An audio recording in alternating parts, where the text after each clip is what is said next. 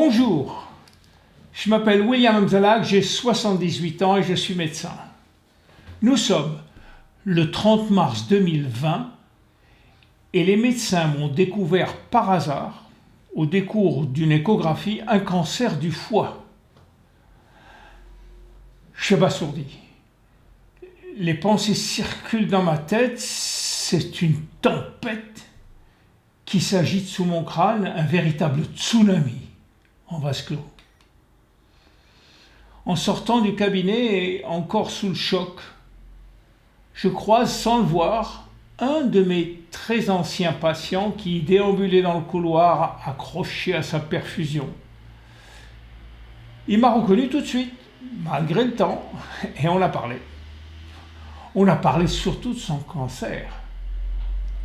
Puis, au moment de partir, il m'a demandé « Et vous, docteur, êtes-vous venu voir un patient ?» « Mais non, vous êtes à la retraite. Ou alors un ami. » Et puis après une pause, il a soudain réalisé que j'étais là pour moi. « Non, pour vous. Alors vous aussi, vous avez un cancer. Alors si vous, les docteurs, se mettent aussi à avoir des cancers, qu'est-ce qu'on va devenir, nous les malades ?» C'est vrai, pour beaucoup de patients, le médecin, c'est une sorte de demi-dieu. Et dans ce contexte, il ne peut pas être malade, ni a fortiori mourir. La réalité, vous la connaissez. Nous, médecins, on est comme tout le monde, on tombe malade, et il nous arrive même parfois de mourir. J'étais donc malade, comme mes patients, comme eux.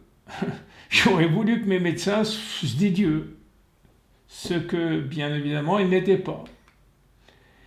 Quelqu'un me disait un jour que pour devenir médecin, il fallait d'abord avoir été malade.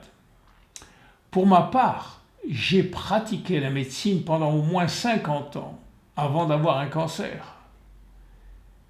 C'est alors, au cours de ce cancer, que j'ai appris que médecins et patients n'ont souvent pas la même perspective. C'est vrai, les points de vue sont bien différents, qu'on soit au chevet d'un lit ou dans le lit.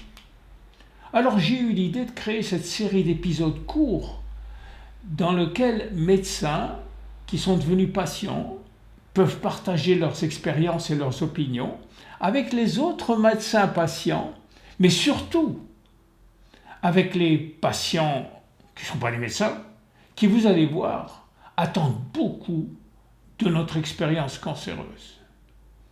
Mon objectif, c'est de vous persuader de ne pas avoir peur de ce fameux mot cancer. Car oui, il est possible de guérir du cancer. Oui aussi, il est possible d'enrayer sa progression. Et oui, il est possible d'atténuer les effets secondaires redoutables de certains traitements. Ma traversée du cancer vient juste de commencer et j'ai pas peur. Faites comme moi et préparez-vous. Venez nombreux nous rejoindre, qui que vous soyez, patient ou médecin.